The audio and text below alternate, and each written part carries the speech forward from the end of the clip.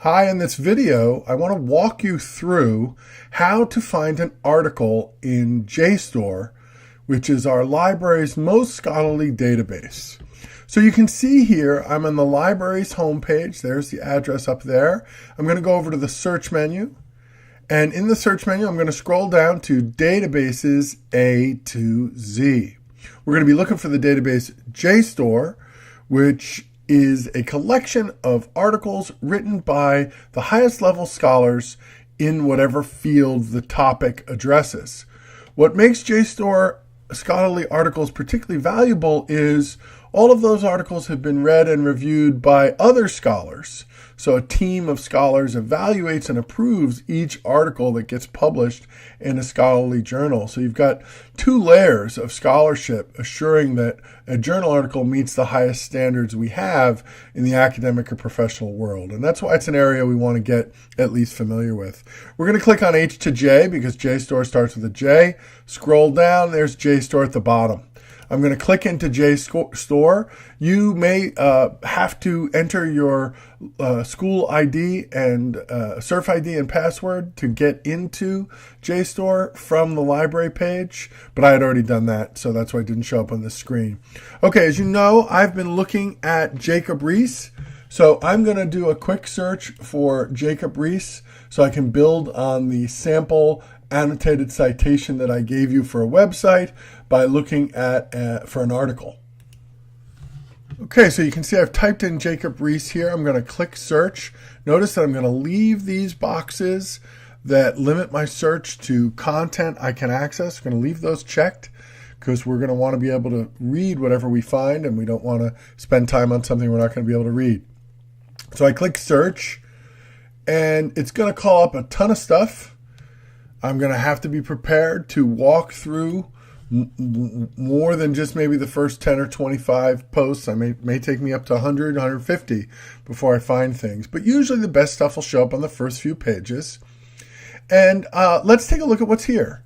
So this very first piece, Jacob A. Riis, that sounds good, but you can see that it's very generic. It's just a title of the author.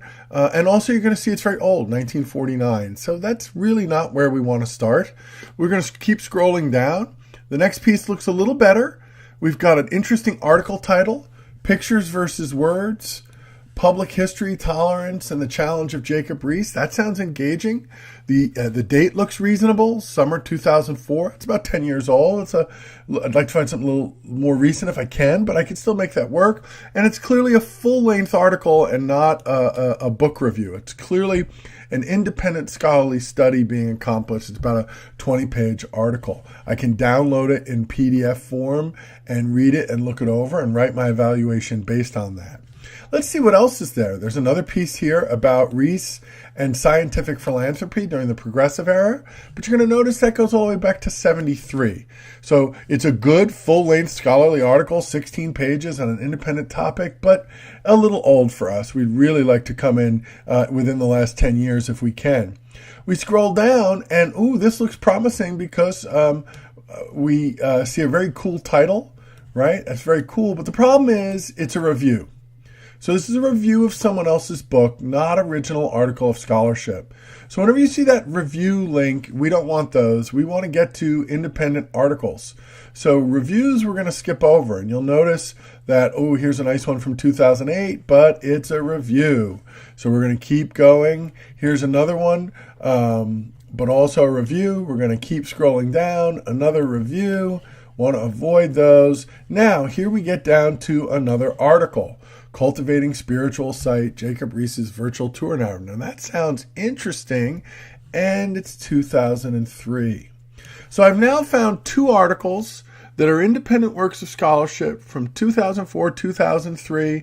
Each is available to me in a PDF form. I'm off to a pretty good start. I'm going to scroll down and you'll notice I get a bunch more of these review articles. I'm going to skip those. I want independent scholarship, not review articles. And where do I go? I have to scroll down for quite a while before I see what looks like a really promising source because it's about Riis. It's from the year 2008, so this is the most recent one I've found. I can download the PDF and read it, and it's not a review. So as you can see, when you're looking for a journal article, you have to be discriminating as you're scrolling. You can't just jump on the first thing you see. You're looking for something that's timely, something that's relatively recent. You want to avoid reviews, and you want to find pieces that kind of make you curious. Now, this is an interesting one. Lewis Hine, who was another photographer from the same era who did some interesting stuff. But again, I really want stuff on Reese, so that's probably not going to work. And I'm going to keep on exploring. And I have 67 more pages to find what I want. But just on this first page, I found at least 3, possibly 4 excellent pieces that I could use. So I'm close to done with the research that I need to do for Jacob Riis right here on the first page. And I've avoided the pitfalls of selecting reviews and instead focused on articles that are relatively recent that I can explore more fully. And again, you can just click on download the PDF. It asks you to, swear fidelity that you'll only use it for school, yada, yada, yada. There's all sorts of stuff. And then once you do that, it'll open up the PDF article for you. And it can take a while, but it'll show up on your screen and you don't need to print it out. You can just read the article right there and find the information you need to complete your annotated citation evaluation. So there's the actual text and you can start reading through it. Hope this little video helps. Don't hesitate to call me if you have any or text me or email me if you have any questions. I really want to help you with this. And I think it's really important that you learn this high standard of scholarship that the JStor can expose you to. See you in Blackboard.